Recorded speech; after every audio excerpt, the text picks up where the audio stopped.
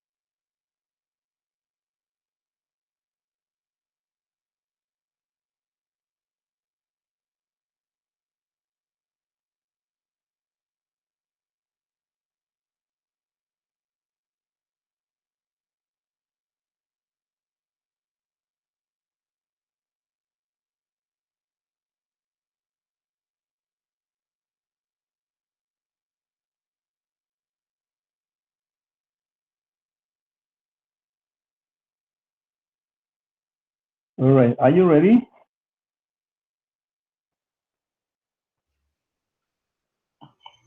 At least me, not yet. All right, I'm just, not ready yet. all right.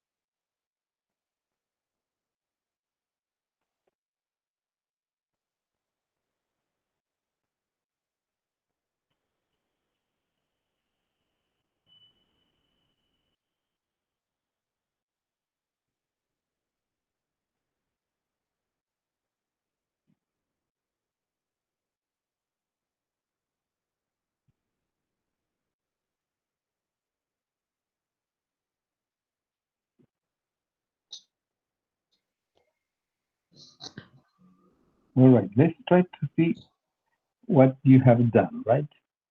And let's get started with the first one. We have the adjective different, the other is differently. What do you have for as a noun, if you can help Differ. me?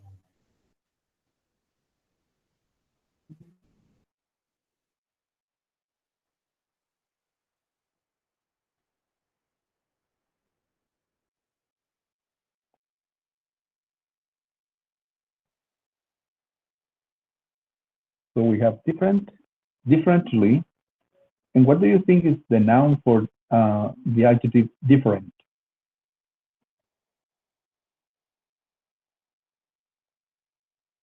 I'm not so sure, but I think it's differ. All right, you mean the verb? Yes. The verb defer, and for the noun, that would be, what do you think is the noun? Yes, you're right. The verb that would be defer, and the noun would be, when you say, what is the between this and that?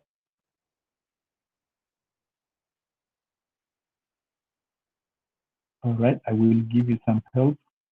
So the noun would be then difference, right? Then the verb would be defer or differentiate. All right, that would be the verb. Let's move on then to the second one. The adjective is financial. What do you think is the noun for the adjective financial?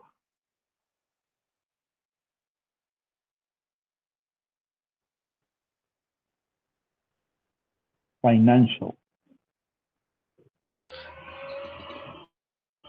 I think Yeah, uh,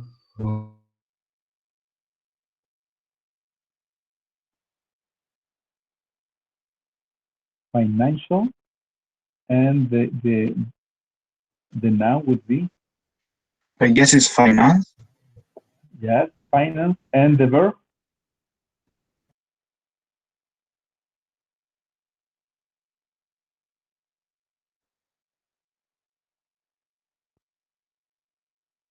all right.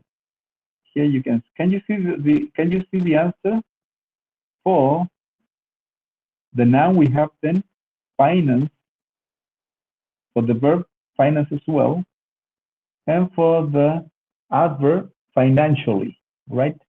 So you can see that with one word we can tell the rest of the other word, right? Then we have systematically. All right. In order to go a little bit faster, I'm going to be providing the answer immediately. All right. So you can see and check. Right.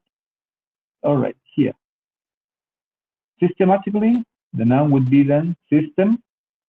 The verb would be systematize, and the adjective can be systematic or unsystematic. Right. Let's move on then to respondent. Respondent. The verb would be then respond, and the adjective would be responsive, or on the other hand, unresponsive. And the adverb would be responsible, responsively, right? So we have respondent, respond, unresponsive or responsive, and the final is responsively. Let's move on then to exclude. All right. We have exclusion. We have to pay attention to the pronunciation. We say j, not sh. Exclusion, exclude. Then we have exclusive and exclusively. I have a question for you, if you can provide an answer. Why do we say exclusion and not exclusion? Can you see that here we have exclusion? Why do we say exclusion and not exclusion?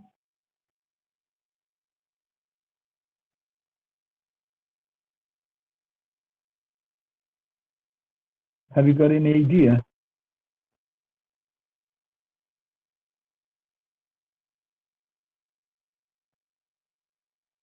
Why do we say exclusion and not exclusion? Why do we say television and not television? All right. Have you got any idea?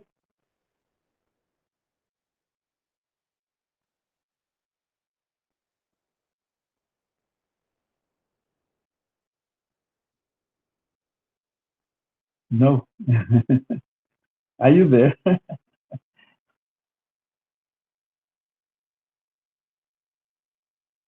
All right.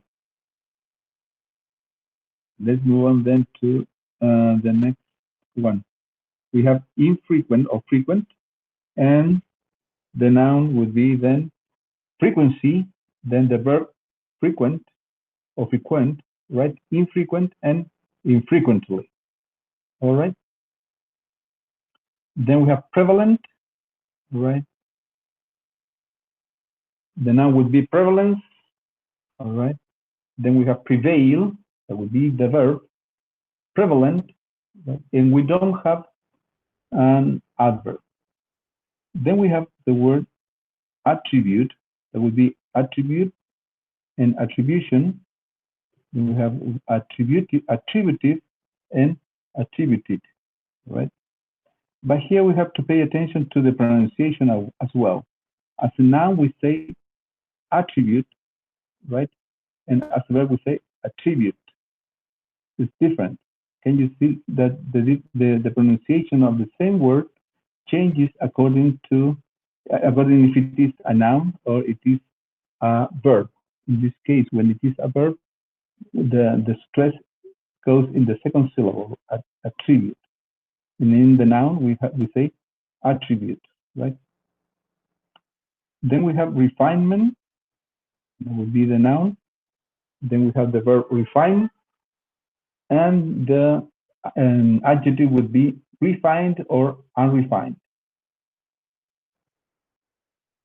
Let's move on then to the next one, superiority, right?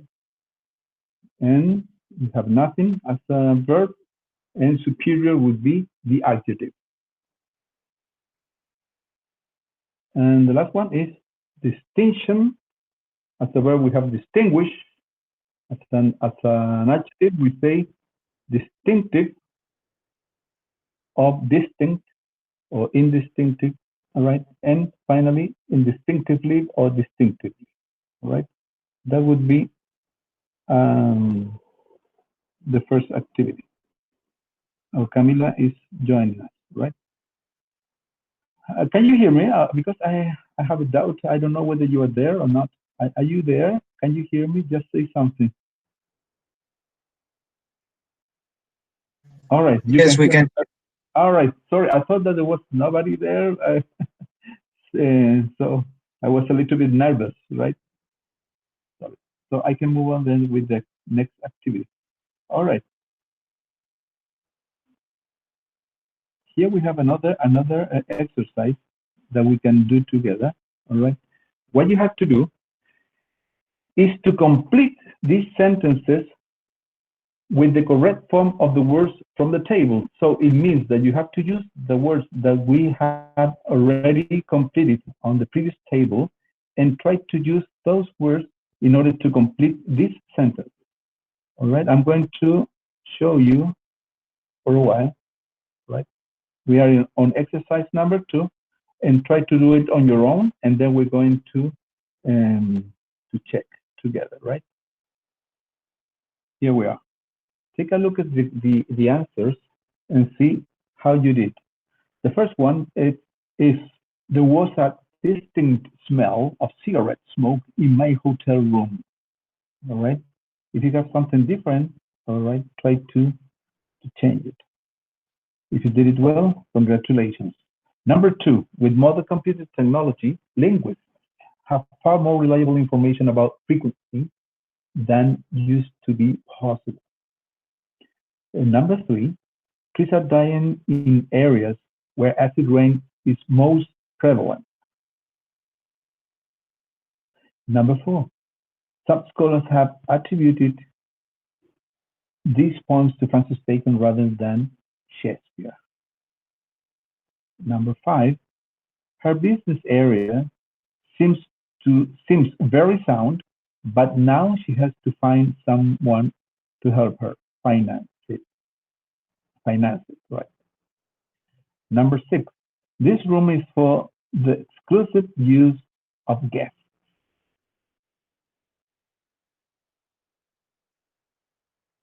Right. Number 7, how many people responded to the job advert in the newspaper? Number 8, engineers spent many months refining the software. Number 9, Unfortunately, Peter suffers from a bit of a superiority complex. And number 10, what's the difference between these two types of software? And number 11, you're so disorganized, you really need a better system of working. All right, take a look at the answers and see how you did, right?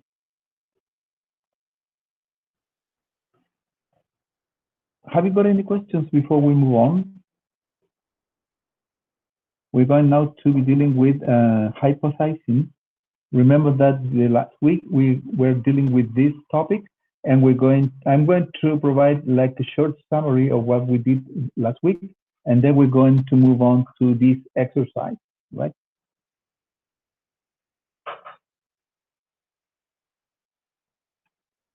No questions?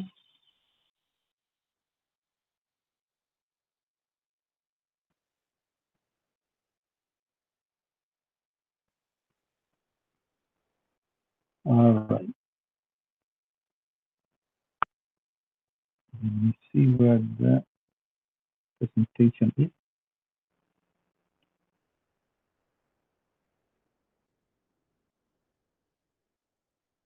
Slideshow. Okay. Can you tell me whether you're seeing the slides on the screen? Can you confirm, please? So I can start with the presentation. Can you see? Yes. All right, signaling, hypothesis, or proposition, right? This was the topic of our last week's lesson, all right? So we're going to go very fast. And when we write in a formal way, and sometimes in informal ways as well, I would say, we use some kind of different language. For example, we use some participle phrases, like the ones we have here, allowing for the fact that, and then you continue with the rest of the sentence, right? Allowing for the fact that eating a lot of fruit and vegetables is known to be healthy. What else might there be about these people's lifestyle that could explain their longevity? So you have to pay attention to the words that are highlighted in, or not highlighted, that in blue. The second sentence, given that, all right, you can also start with that participle phrase, given that. He has been a heavy smoker since he was a teenager. It is not surprising that he's having respiratory problems now. And a third participle phrase would be, speculating for a moment, I would like to consider what might happen if we encourage garlic as part of everyone's everyday diet, right? So it is important that you incorporate these participle phrases in your language, in your everyday language, and also when you write in a way that your language can feel or can sound like more natural, right? We also dealt with inversion. Sometimes native speakers use inversion in order to call the reader, or in this case, the listener's attention, and it is also used in formal language. For example, here we have were we instead of we were. Were we to go more deeply into the subject, we should probably come to the conclusion that people in the past became immune to many of the germs that would have a devastating effect on the pampered modern body. Can you notice that we have here inverted, all right, the subject and the verb. And in the second sentence, we have, had we, instead of saying we had we access to the documents that we now know were destroyed in the fire 100 years ago, and so on. And finally, we have, if we were to go, right, to go back to the medieval times, we would probably be rather shocked at the level of hygiene we found. If you notice that the first and the second sentence are inverted, have inverted words, right? The subject and the verb, we can also substitute that inversion for if, all right? If we were to go, instead of were we to go, we can say if we were to go. Instead of saying had we access, we can change that sentence into if we had access, and so on, right?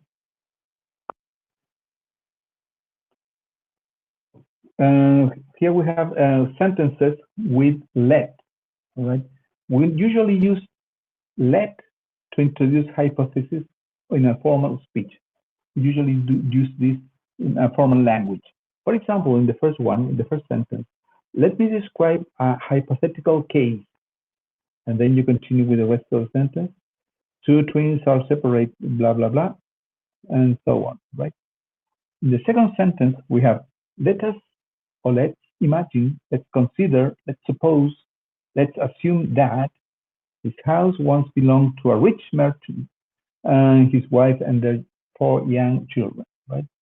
And the last sentence, let us imagine or let us consider what life must have been like for women in the past, right? We also have natural or neutral speech and informal language. For example, we have to pay attention that when we use neutral and informal phrases, these are shorter than formal language, right? Let's see some examples. If we had more examples of women's writing from that period, blah, blah, blah, blah. The second sentence, I wonder if people were basically more or less stressed in past times. Suppose that you have the opportunity to go back to any period in the past, so on. What if we could be transported back to ancient Greece? Just imagine having the opportunity to listen to Socrates or Plato. And finally, if only we could know more about how ordinary people felt in the past. All right, I'm not going to go deep inside because we have just studied this topic last week, but I want to continue with this exercise. All right, there are here 10 different exercises that you are supposed to complete, all right, with the first word given. No, yes, that's all right, yes. You have to use the first word that is given and try to complete that word, right? I'm going to read the sentences first, and then you can continue with the activity. Interviewers are often like to present a case and ask interviewees how they would deal with such a situation. Number two, just if she was offered the job in Paris.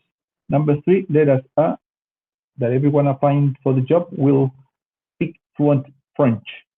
Number four, to offer her the position in the Rio branch, do you think she'd accept it? Number five, on the that she would, do you think we'd be able to visit her there? Number six, for the fact that she hasn't got all that much experience, I think she's likely to be offered something. Number seven, who it isn't necessary to have a driving license. She's in with a good chance. Number eight, for a moment, I think she might be asked at the interview for her views on the current political situation. And then we have two more. Number nine, when Jane will get an interview for the job she's applied for. Number 10, let us that she accepts the job. How would you then feel about her moving abroad? Can you please try to complete these sentences on your own, and then we're going to check the answers, right, together. I'm going to give you some minutes for you to complete it. In case you have any questions, just please interrupt me and spit it out.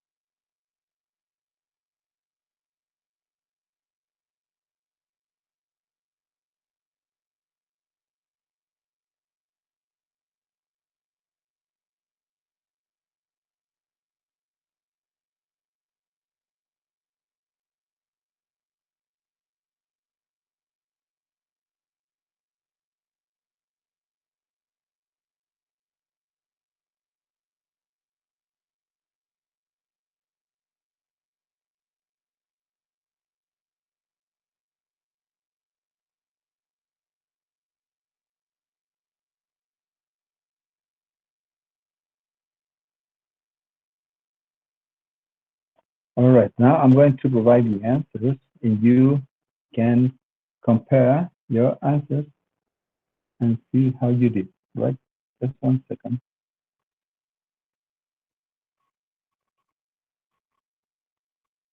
Here we have the answers.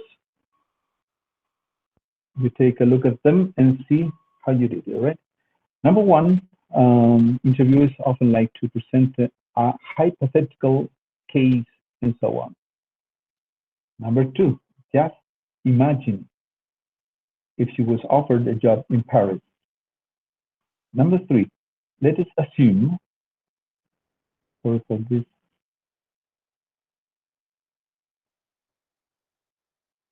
let us assume that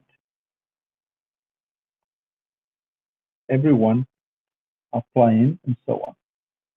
Number four, were they to offer her the position in Rio branch and so on. Number five, the same thing here. On the assumption that she would, do you think she would be able to visit her there? And number six, allowing for the fact that she hasn't got all that much experience and so on. Number seven, provided it isn't necessary to have a driving license. Number eight, speculating for a moment, I think that she might be asked at the interview. And number nine, I wonder whether Jane will get an interview for the job she's applied for. And then number 10, let us suppose that she accepts this job, and so on. All right. Have you got any questions?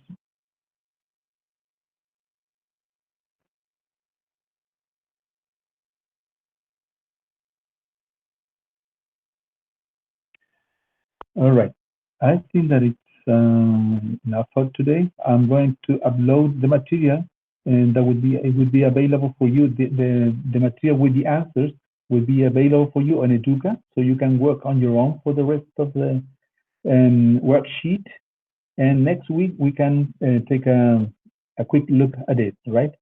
But before we leave, I would like to know whether you have any questions or concerns.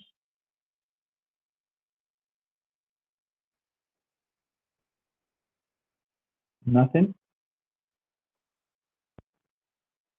All right. Thank you very much for your attendance, and thank you very much, Christian, and thank you all for coming and for attending the lesson, and see you next week. Remember, it is critical that you start attending the conversation lessons with the native speakers. So I encourage you to attend, please, because probably that would be the only opportunity for you to have conversation lessons. And remember that in the final test, the oral skills will be evaluated as well. So, and we don't have the opportunity to speak too much, right? And that's it. Thank you very much. Take care. See you next week. Bye-bye.